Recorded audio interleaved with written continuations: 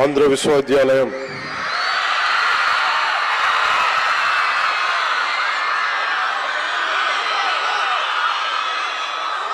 నేను యువతని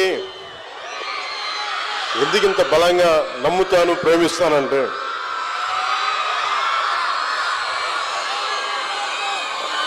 జీవితం తాలూకు వసంతం మీ ఉత్సాహంలో, మీ నవ్వుల్లో, మీ కేరింతల్లో. ఈ తరం కోసం, వచ్చే తరం కోసం కాకపోతే ఎవరైనా పనిచేసే ప్రయోజనం తల్లిదండ్రులు కావచ్చు, అధ్యాపకులు కావచ్చు, విశ్వవిద్యాలయాలు కావచ్చు, ఎవరైనా పనిచేసేది భావితరాల కోసం. భవిష్యత్తుకి సంసిద్ధం అవుతున్న ఆంధ్ర విశ్వవిద్యాలయం విద్యార్థులందరికీ శతాబ్ది ఉత్సవాల సందర్భంగా నా శుభాకాంక్షలు తెలియజేస్తున్నాను.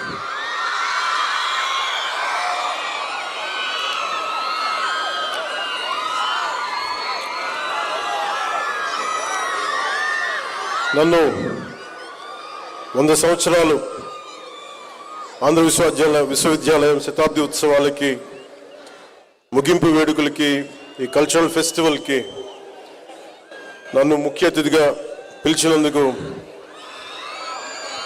మనస్ఫూర్తిగా vice chancellor Andhra university professor Rajasekhar గారికి మనస్ఫూర్తిగా నా ధన్యవాదాలు తెలియజేస్తాను. Professor Vijayamohan garu program coordinator, AU mega cultural festival, అలాగే వంశీకృష్ణ యాదవ్ గారికి, ఆనరబుల్ ఎమ్మెల్యే విశాఖపట్నం సౌత్, ఇక్కడ ఆసీనులైన పంచకల్ల రమేష్ బాబు గారికి, సుందరపు విజయ్ కుమార్ గారికి, ప్రణవ్ గోపాల్ గారికి, అభిషేక్ కిషోర్ గారికి, ప్రొఫెసర్ శరత్ కుమార్ గారికి, తేజ్ భారత్ గారికి, ప్రొఫెసర్ విజయమోహన్ గారు, ప్రొఫెసర్ రాంబాబు గారు రిజిస్ట్రార్, ప్రొఫెసర్ పులిపాటి కింగ్ గారు, ప్రొఫెసర్ పల్లవి గారు, ప్రొఫెసర్ యుగంధర్ గారు, ప్రొఫెసర్ ఆశా ఇమాన్యుల్ రాజ్ గారికి నా హృదయపూర్వక ధన్యవాదాలు. నన్ను ఈ కార్యక్రమంలో భాగస్వామ్యం చేస్తుంది. ఆంధ్ర విశ్వకళా పరిషత్ ఈ లోగో చూస్తున్నప్పుడల్లా నేను అడిగాను, ఈ లోగో ఏంటి అంటే, నేను ఫస్ట్ టైం విశ్వవిద్యాలయంగా చూసాను కానీ ఇప్పుడు రోడ్ల మీద వెళ్తున్నప్పుడు అంత పరిషత్ కనిపించదు. ఫస్ట్ టైం మన ఆంధ్ర విశ్వకళా పరిషత్ లోగో చూస్తుంటే దీని అర్థం ఏంటి అని మొత్తం అడుగుతూ ఉంటే,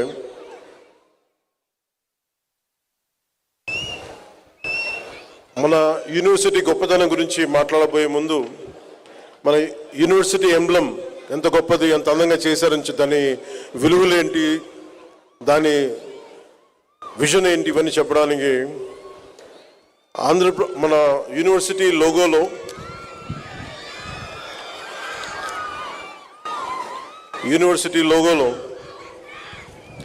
the rising sun represents the university itself, while its radiating rays symbolizes the various faculties of study spreading knowledge. The lotus signifies the divine seed of goddess Lakshmi and Saraswati, representing growth and wisdom. The swastika depicts the vast and endless realm of knowledge. The two serpents represent the seekers and custodians of wisdom, highlighting the continuous pursuit and preservation of knowledge. ఇది చదివిన తర్వాత నాకు నిజంగా మీలాంటి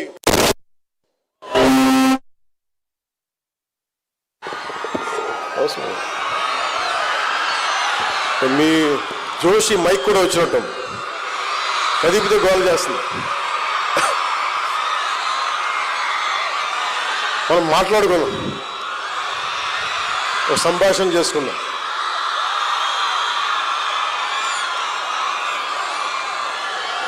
అంటే ఇంత మీ ప్రేమ, మీ అభిమానం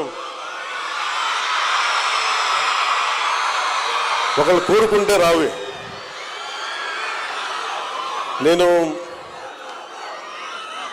ఎవరైనా సరే ఒక ఫంక్షన్కి పిలుస్తున్నా, ముఖ్యంగా విద్యార్థులు ఉన్న చోటికి నన్ను రమ్మంటే చాలా ఆలోచిస్తా. ఎందుకు ఆలోచిస్తానంటే వీళ్ళ మనసులో యక్ష ప్రశ్నలు ఉంటాయి. నా ఇచ్చి ఏం మాట్లాడతాడు, ఏం బిగుతాడు, ఏం చూస్తారనుకోండి, ఏం మాట్లాడతావు చెప్పు మాకు. నేను అందుకనే సినిమా ఫంక్షన్స్లో కావచ్చు చాలా తక్కువ మాట్లాడే ప్రయత్నం చేస్తాను. అది జీవితం మాట్లాడకుండా ఉండాలని ఎంత ప్రయత్నం చేసినా జీవితం నా లక్షల మంది జనం మధ్యలో పెట్టేసింది. విద్యార్థుల నుంచి పారిపోదాం, వాళ్ళు వేసే ప్రశ్నలకి, వాళ్ళు లేవనెత్తే సందేహాలకి, ప్రశ్నలకి మన దగ్గర సమాధానాలు ఉండవు. ఎందుకంటే చాలా ప్యూరెస్ట్ ఫామ్లో ఉంటారు విద్యార్థులు. ఒక ట్యాబ్లో రాసాలి, క్లీన్ స్లేట్. వాళ్ళు ఏదైనా ప్రశ్న అడిగారంటే మనసులో ఏం ఉండదు, చాలా అసలు గుండె లోతులోంచి అడుగుతారు. వయసు వచ్చే కొద్దీ మన దగ్గర సమాధానాలు ఉండవు. అందుకని 10 మంది విద్యార్థులకి నేను ఆలోచిస్తాను. అలాంటిది ఇన్ని వేల మంది విద్యార్థుల మధ్య వచ్చి మాట్లాడాలంటే ఇది ఎంత సాహసం.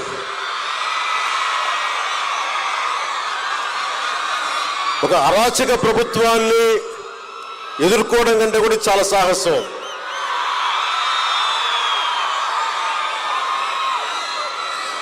The books are the training weights of our mind.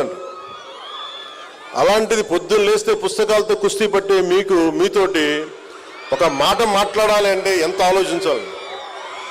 So నేను మీ దగ్గర, యువత దగ్గర, విద్యార్థుల దగ్గర నేను తెలివితేటలు వాడు, మనసే వాడతాను. మీ దగ్గర నటన చేస్తే కుదరదు. ఈ సోదంతో చెప్పకుండా డైరెక్ట్గా పాయింట్కి రాని అనే మేము అనేస్తారు. అది నేను చాలా ఆలోచిస్తాను. సో నాకు ఈ యూనివర్సిటీ గురించి ప్రత్యేకించి ఈ భవనాలు ఎలా ఉంటాయి, ఏముంటాయంటే, నాకు యూనివర్సిటీకి ఎప్పుడు వైజాగ్ వచ్చినా చూస్తూ ఉంటాను. మనకి భగవంతుడు లోపలికి వచ్చే అదృష్టం ఇవ్వలేదు, మనకి చదువుకునే అవకాశం ఇవ్వలేదు, కానీ ఇలా లోపలికి వచ్చి మీతో కలిసే అవకాశం ఇచ్చాడు 2 సంవత్సరాల తర్వాత. కాకపోతే నాకు యూనివర్సిటీకి తీరుతెన్నులు ఎలా ఉంటాయి, ఏం జరుగుతాయి అంటానికి నా ఆత్మీయులు, పూర్వ ఆంధ్ర యూనివర్సిటీ విద్యార్థి త్రివిక్రమ్ శ్రీనివాస్ గారు ఇదే ఆంధ్ర యూనివర్సిటీలో ఎంఎస్సి న్యూక్లియర్ ఫిజిక్స్లో ఆయన మాస్టర్స్ తీసుకున్నారు. ఆయన ఐ థింక్ సరిగ్గా గుర్తుండే గోల్డ్ మెడలిస్ట్ కూడా అనుకుంటా. నేను అనుకుంటాను ఇంత చదివి ఆయన న్యూక్లియర్ ఫిజిక్స్ ఆయన ఎంత కష్టపడ్డారు చదవడానికి, ప్రొఫెసర్లు ఎంత బలంగా ఉండేవాళ్ళు, ఎలా స్టార్ట్ చేశారు ఈ డిపార్ట్మెంట్స్ అని ఒక్కొక్క డిపార్ట్మెంట్ గురించి చెప్తా ఉంటే నాకు అలా తెలుసు ఆంధ్ర యూనివర్సిటీ గురించి. అలాంటి ఆంధ్ర యూనివర్సిటీకి ఈ శతాబ్ది ఉత్సవాలకి నాకు ఈ అవకాశం నిజంగా నేను చాలా అదృష్టంగా భావిస్తున్నాను. ప్రపంచవ్యాప్తంగా విద్యను అందించే ప్రతిష్టాత్మక విద్యా సంస్థలు చాలా ఉన్నప్పటికీ, అంటే 100 సంవత్సరాలు మన స్వాతంత్రం కంటే ముందు నుంచి ఉన్నది, కొన్ని తరాలను తీర్చిదిద్దుతూ అద్వితీయమైన జ్ఞానాన్ని అందించే విద్యా సంస్థలు మటుకు వేళ్ల మీద లెక్క పెట్టచ్చు, కొన్ని ఉన్నాయి. ఆ కొద్ది సంస్థల్లో సగర్వంగా శతాబ్ద కాలం పాటు ఎన్నో వేల మంది మేధావుల్ని సమాజానికి అందించిన మన చరిత్ర మన ఆంధ్ర విశ్వకళా పరిషత్, మన ఆంధ్ర యూనివర్సిటీకి దక్కుతుంది. సో మనందరం గర్వపడాలి, మీరు మరింత గర్వపడాలి, దీంట్లో భాగస్వామ్యం అయినది. ఈ ఆంధ్ర విశ్వవిద్యాలయం ప్రాంగణం కేవలం ఒక క్యాంపస్ మాత్రమే కాదు, ఇది విలువలతో, వ్యక్తిత్వంతో దేశ నిర్మాణంలో భాగస్వామిగా నిలిచి శతాబ్ద కాలాన్ని దిగ్విజయంగా పూర్తి చేసుకున్న భారతీయ వారసత్వ సంపదకు చిహ్నం. 1926లో ఉన్నతమైన విద్యను అందించాలని గొప్ప సంకల్పంతో మేధస్సు, సంస్కృతి, దేశ నిర్మాణం అనే 3 స్తంభాలపై ఆంధ్ర విశ్వవిద్యాలయం ఏర్పడింది. ఇక్కడ విద్యను పూర్తి చేసుకొని బయటికి వెళ్ళిన వారు కేవలం ఉద్యోగాల కోసం కాదు, వివిధ రంగాల్లో సమాజాన్ని ముందుకు నడిపే నాయకులుగా, మేధావులుగా, వ్యవస్థలో మార్పు తీసుకొచ్చే బలమైన శక్తిగా నిలిచారు. అలాంటి భవిష్యత్తుకి మీరు కూడా అడుగులేస్తూ ఉన్నారు. దేశ నిర్మాణం, సమాజ నిర్మాణం, దేశ ప్రగతికి తోడ్పడే మీ ముందు తరాలు ఎలా చేశారో మీరు కూడా దానికి సంసిద్ధం అవుతున్నారు. ఆంధ్ర విశ్వవిద్యాలయం శతాబ్ద కాలం పూర్తి చేసుకున్న సందర్భంగా ఈరోజు మనం ఈ స్థాయిలో ఆంధ్ర విశ్వవిద్యాలయాన్ని చూడగలుగుతున్నాం. ఇంతమంది విద్యార్థులు విద్యను పూర్తి చేసుకున్నారంటే ఈ మహోన్నత స్థాయికి కారణమైన మహనీయులు, ఈ విశ్వవిద్యాలయానికి పునాది వేసిన డాక్టర్ కట్టమంచి రామలింగ సిఆర్ రెడ్డి గారికి, ఈ ఆలోచనకి విలువైన సహకారం అందించిన మాజీ ఉపరాష్ట్రపతి డాక్టర్ సర్వేపల్లి రాధాకృష్ణన్ గారికి, వైజ్ఞానిక రంగంలో రామన్ ఎఫెక్ట్ ద్వారా నోబెల్ పురస్కారాన్ని అందుకున్న సార్ సివి రామన్ గారికి మనస్ఫూర్తిగా నమస్సుమాంజలు తెలుపుతున్నాను. అంటే మీరు చప్పట్లు కొడుతుంటే మనం నిజంగా ఎవరికి చప్పట్లు కొట్టాలి? రాధాకృష్ణన్ గారికి, సివి రామన్ గారికి, డాక్టర్ సిఆర్ రెడ్డి గారికి. మనం హీరోలకి వీళ్ళకి చప్పట్లు కొడతాం, కానీ ఎవరి త్యాగాల మీద, ఎవరి వైజ్ఞానిక జ్ఞానంతో, ఎవరైతే మేధోశక్తితోటి దేశాన్ని నడిపిస్తారో నిజమైన నివాళులు కానీ, నిజమైన స్పందన కానీ వాళ్ళకే అర్పించాలి. మీరందరూ ప్రేమతో నాకు చప్పట్లు కొట్టినా ఆ చప్పట్లని ఆ మహనీయులకే నేను వారి పాదాల చెంతను వదిలేస్తున్నాను. నేను ఎందుకు యూనివర్సిటీస్కి ఇవన్నీ రానంటే, ఎందుకంటే నాకు అర్హత లేదని తెలుసు నాకు. ఎందుకంటే నేను మేధస్సుతోటి పోటీ పడలేను నేను. ఎందుకంటే మనుషుల్ని కదిలించగలిగేది, సమాజాన్ని ముందుకు నడిపించేది అలాంటి మహానుభావులు, ఇలాంటి వ్యవస్థని మనం ప్రతిష్ఠిస్తే అలాంటి వ్యవస్థకి అతిథిగా రావాలంటే కూడా నాకు అర్హత ఉందా అనుకుంటాం. కానీ నాకు అర్హత ఉందా లేదో ఇవన్నీ పక్కన పెడితే మీరు ప్రేమతో పిలిచారు, అందుకుని వచ్చాను. మీరు నిష్పక్షపాతంగా నా మనసులో ఉన్న అభిప్రాయం చెప్పమంటే, ఇలాంటి విశ్వవిద్యాలయాలకు వచ్చి, అలాంటి మహానుభావులు నడిపిన విశ్వవిద్యాలయాలకు వచ్చి నేను ఇలాంటివి చెప్పడం నిజంగా నాకు ఇష్టం లేదు. కానీ ప్రేమ అంటే ఒకసారి మీతో పంచుకుంటే ఇది తెలుస్తుంది మీకు. ఒకసారి నేను ఎందుకు చెప్పడానికి వచ్చానంటే, చప్పట్లు కొట్టాల్సింది నాకు కాదు, మహానుభావులు చప్పట్లు కొట్టాను చెప్పడానికైనా ఇలాంటి సందర్భాన్ని వాడుకోవచ్చని వచ్చాను. ఆంధ్ర విశ్వవిద్యాలయం శతాబ్ద కాలం ఈ ఆంధ్ర విశ్వకళా పరిషత్లో చదివిన ఎంతోమంది చరిత్రలో నిలిచారు. ఇదే విశ్వవిద్యాలయంలో విద్యాభ్యాసం చేసిన ఉపరాష్ట్రపతి గారు ఉన్నారు.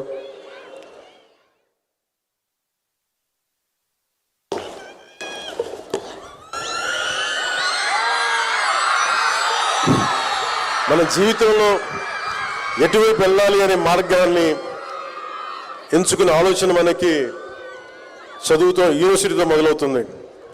కానీ ఆ గమ్యాన్ని ఎలా చేరుకోవాలని మనం స్వశక్తితోనే మనం నిర్ణయించుకోవాలి.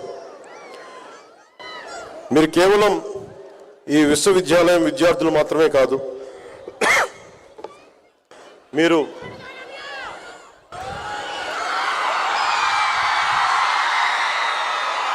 మీ చల్లని మాట చాలు వచ్చే దగ్గు ఆగిపోతుంది. మీరు కేవలం విశ్వవిద్యాలయం విద్యార్థులు మాత్రమే కాదు, మీరు ఈ విశ్వవిద్యాలయం భవిష్యత్తు. మీరు ఇక్కడ గడిపే సంవత్సరాల్లో మీ జీవితంలో ముఖ్యమైన క్షణాలు, మీ ఆలోచనలు తీర్చిదిద్దే అద్భుతమైన క్షణాలు. దేశ భవిష్యత్తుకు మీరే నావికులు. మీ విలువల్ని నిర్మించే క్షణాలు, మీ దిశని నిర్ణయించే క్షణాలు ఇవి. విద్య అంటే పుస్తకాల్లో ఉన్న జ్ఞానం మాత్రమే కాదు, సమస్యల్ని ఎదుర్కోగలిగే ధైర్యం, సరైన నిర్ణయాలు తీసుకునే వివేకం, సమాజానికి ఉపయోగపడే బాధ్యత. సౌత్ ఆఫ్రికా ప్రెసిడెంట్గా చేసి అపార్థైడ్ మీద యుద్ధమే చేసి కొన్ని దశాబ్దాలు చేసిన నెల్సన్ మండేలా గారి మాటల్ని ఒకసారి మీకు గుర్తు చేస్తాను. ప్రపంచాన్ని మార్చగల అత్యంత శక్తివంతమైన ఆయుధం ఉందండి, అది విద్య. కాబట్టి మీ లక్ష్యం కేవలం ప్రతిభ కాదు, మీ ధ్యేయం సమాజ సేవ కూడా కావాలి. మీ జ్ఞానం మీకోసం మాత్రమే కాకుండా మీ అరుపులు కేకలు అన్నీ కూడా, మీ ఉత్సాహం సమాజానికి దేశానికి ఉపయోగపడాలి. ఈరోజు ప్రపంచ స్థాయిలో భారతదేశం ఒక బలమైన దేశంగా నిలిచింది. గౌరవ ప్రధానమంత్రి శ్రీ నరేంద్ర మోదీ గారి నాయకత్వంలో Atmanirbhar Bharat, make in India, Viksit Bharat 2047 వంటి కార్యక్రమాలు భారతదేశాన్ని స్వయం సమృద్ధి వైపు తీసుకెళ్తా ఉన్నాయి. రాష్ట్రంలో కూడా education, empowerment, youth, innovation, opportunities అన్న ఆలోచనలతోటి ముఖ్యమంత్రి శ్రీ నారా చంద్రబాబు నాయుడు గారి నాయకత్వంలో అన్ని ముందుకెళ్తా ఉంది రాష్ట్రం. రాష్ట్రం పునర్నిర్మాణంలో యువతని భాగస్వామ్యం చేసే దిశగా ఈ రాష్ట్ర ప్రభుత్వం అడుగులు వేస్తూ ఉంది. ఈ మార్పుని సాధించగలిగేవారు, మన మధ్యలో నిలబడి ఉన్నవారు మీరే. మార్పు తీసుకొచ్చేది యువత మాత్రమే. దేశ భవిష్యత్తు, మన భవిష్యత్తుని పరిస్థితులు నిర్ణయించవు, మన ఆలోచనలు నిర్ణయిస్తాయి, మీ విలువలు నిర్ణయిస్తాయి, మీ చర్యలు నిర్ణయిస్తాయి.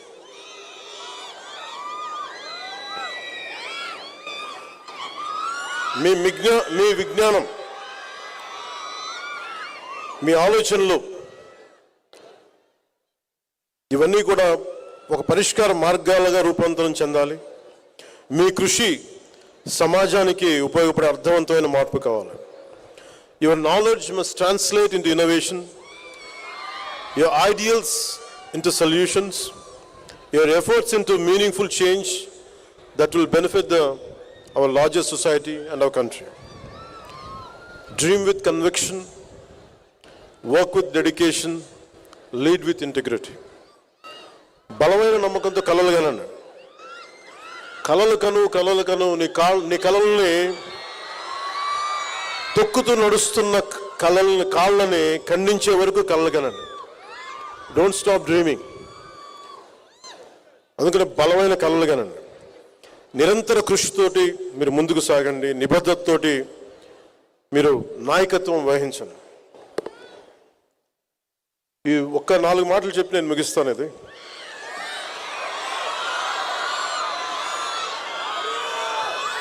నేను పాలిటిక్స్కి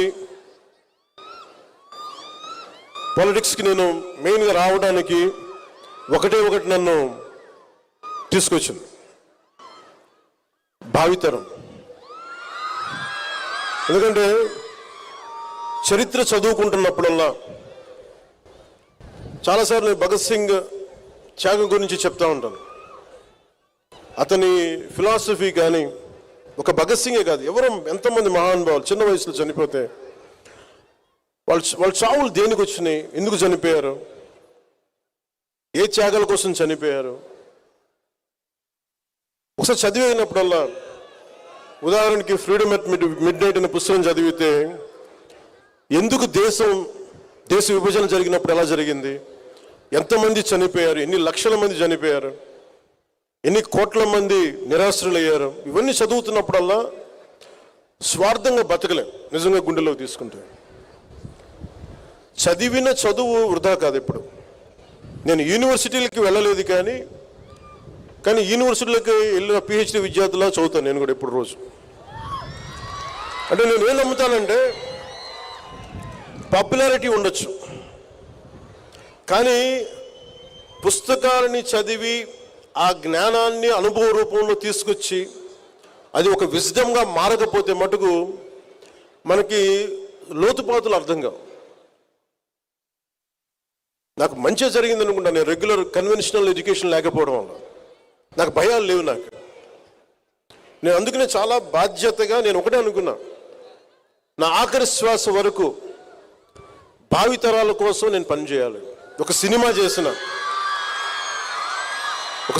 చేసిన ఎందుకంటే నిన్న శృంగేరి మఠాధిపతి ఏదో స్పీచ్ చూస్తూ ఉన్నాను. నేను చూస్తూ ఉంటే ఆయన అన్నది, ఆయన మాటల్లోనే, ఏ మనిషి కూడా సంపూర్ణమైన వ్యక్తిత్వం మనకు సంపూర్ణంగా ఉండడు, మనకు నచ్చేలా ఉండడు. అంటే కంప్లీట్ అంటే 100% గుడ్ అనే పదం ఎక్కడ ఉండదు ఏ వ్యక్తిలో కూడా. కొన్ని మంచి గుణాలు ఉంటాయి, కొన్ని మనకి నచ్చని గుణాలు ఉంటాయి. ఆయన అన్నది ఏంటంటే, కనిపించే మంచి గుణాన్ని శివుడిలాగా అర్ధచంద్రాకారంతో ఎలా నెత్తి మీద పెట్టుకుంటాడు చంద్రుణ్ణి, అలాగే కనిపించని హలాహలాన్ని ఎలాగా కంఠంలో దాచుకుంటాడు, అలాగే మీకు ఏ వ్యక్తిని కలిసినా వాళ్ళలో మంచిని తీసుకోండి, మంచిని బయటికి తెలియజేయండి. శివుడు అర్ధచంద్రాకారాన్ని ఎలా దర్శిస్తాడు శిరస్సు మీద, హలాహలాన్ని మటుకు లోపలే దాచుకోండి, చెడుని మటుకు దాన్ని హైలైట్ చేయొద్దని అది అని చెప్పింది. సో నేను తీసుకుంది, అందరూ నాకు నచ్చే మనుషులు ఉండరు, నచ్చే గుణాలను తీసుకుంటాను, నచ్చని గుణాలను వదిలేస్తాను. అలాగే మీరు భవిష్యత్తులో రేపొద్దున యూనివర్సిటీ నుంచి బయటికి వెళ్ళేటప్పుడు గో విత్ వన్ కమిట్మెంట్. మీకోసం ఇంతమంది ట్యాక్స్ పేయర్స్ మనీ ఇది, కొన్ని కోట్ల మంది ట్యాక్స్ పేయర్స్ మనీ ఇది. మనకి యూనివర్సిటీకి వెళ్తే ఈజీగా అన్ని జరిగిపోతాయి అనుకుంటే మనం కట్టే ఫీజులు తక్కువైనా కానీ ప్రభుత్వం ఖర్చు పెట్టే చాలా ఎక్కువ. సో ఆ చదివిన చదువుకి మీరు ఎంతో కొంత దేశానికి కానీ సమాజానికి కానీ నిజంగా మీరు చేయగలిగితే రుణం అలాగే తీర్చుకోగలం. నాకు ఇంత అభిమానం ఇస్తే సినిమాల్లో నేను రుణం ఎలా తీర్చుకోగలిగానంటే, సమాజం భయంతో కూరుకుపోయి పిరికితనంతో అందరూ ముడుచుకుపోతే నేను వచ్చి నిలబడి ఇదే వైజాగ్లో దగ్గర నుంచి అన్ని రకాలు ఎందుకు నిలబడ్డానంటే, ఇది నా నేల, నా దేశం. నేను ఒకటే అనుకున్నా,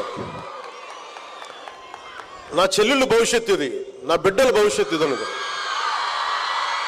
నా తమ్ముళ్ళ భవిష్యత్తు అనుకున్నా. ఓకే, నన్ను తిడతారు, ఇంకోటి చేస్తారు, కానీ గెలుస్తామో లేదో తెలీదు, ఓడిపోవచ్చు, ఓటమికే సిద్ధపడి నేను రాజకీయాల్లోకి వచ్చాను. అప్పుడే బలంగా పోటీ చేయగలను. మీరు అందరూ కూడా పొలిటికల్గా you have to have a say. రేపొద్దున పవన్ కళ్యాణ్ అనే వ్యక్తి సరిగ్గా లేకపోతే తీసి అలాగే పక్కన పడేయండి, హాట్ పొటాటో లాగా.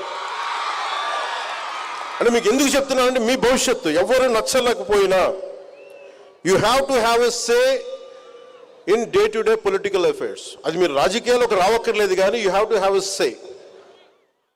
మీరు కనుక అది చేయకపోతే మీరు చేతులు ముడుచుకొని ఎంతసేపు మన సోషల్ మీడియాలో మన యాక్టివిజం, mere యాక్టివిజం సరిపోదు.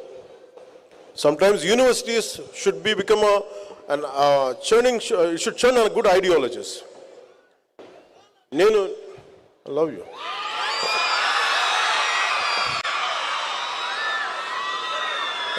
అలాగే మీరు ఐడియాలజీస్ని ఎంబ్రేస్ చేసుకునేటప్పుడు మీకు నచ్చిన వ్యక్తి నాలాంటోడు చెప్పినా కానీ, లేదా ఒక కార్ల్ మార్క్స్ చెప్పినా కానీ, ఏ గొప్ప ఐడియాలజీ మీరు చెప్పినా కానీ, you put it to test. మీ జీవితంలో మీరున్న ఈ పర్టికులర్ టైంకి is it applicable or not. బ్లైండ్గా, గుడ్డిగా ఏ ఐడియాలజీని నమ్మకండి. చెప్పేసి వెళ్ళిపోతారు వీళ్ళు.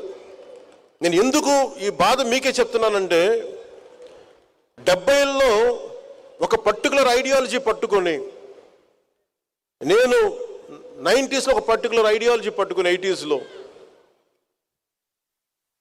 ఒక బ్యాలెన్స్ లేని ఐడియాలజీస్ని పెట్టుకుంటే ఏం జరుగుద్ది అంటే, ఎంతమంది ఆ మాటలు విని అడవుల్లోకి వెళ్ళి చచ్చిపోయారో నాకు నిజంగా బాధ కలిగింది. It's all they made they have embraced one ideology which is not applicable. Practical results రావు. అందుకని యూనివర్సిటీస్లో విద్యార్థులు నాయకులు ఉండొచ్చు, ఐడియాలజీస్ ఉండొచ్చు, పొలిటికల్ పార్టీ తాలూకు అఫిలియేటెడ్ గ్రూప్స్ ఉండొచ్చు. As each one of you make sure what ideology is it worth to be embraced. మీరు ముందు చూడాలి, ఒక తరం తర్వాత చూడాలి, 2 తరాల ముందు చూడాలి. So make sure what ideology you're embracing. You embrace an ideology which will uphold dharma. You embrace an ideology which holds constitutional values.